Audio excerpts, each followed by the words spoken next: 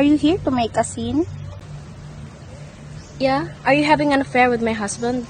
So are you. Is that why you're here? Para hulihin kami? If you're expecting some cheap cat vibe, it's not happening. Binabantayan ko lang ang asawa ko. Alam mo kasi, ang marriage parang exclusive village. Binabantayan para hindi makapasok ang mga squatter. Is that so? Well, dito sa resort namin, ang pagkakaalam ko, bawal makapasok ang galing squatter. Buti nakapasok ka. Anong tawag mo sa mga agaw ng asawa ng may asawa? Ahas. Bikini mo ba yan? O balat mo? Kaya pala magaling kang gumapang. Oo. Hindi pa ba nagkwento ng asawa mo?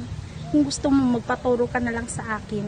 Nang sa ganun, hindi ka na napapraning. And just so you know, yes, I'd enjoy your husband. And I'm sure the feelings is mutual.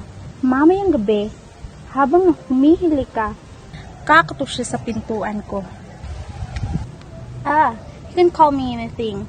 A snake, other woman, but I will never be a pathetic, boring housewife.